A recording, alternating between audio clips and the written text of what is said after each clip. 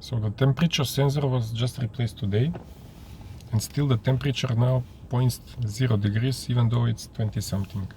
So if you open the right door and you slam it,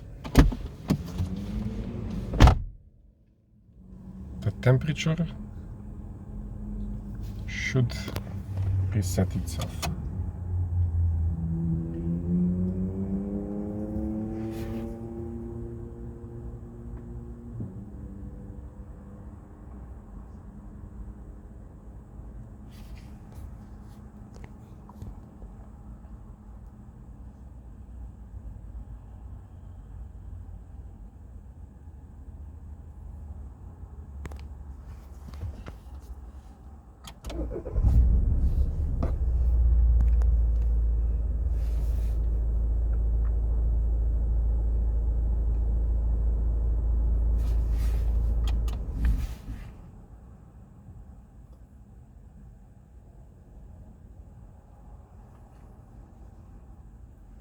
So 22 degrees is the right temperature.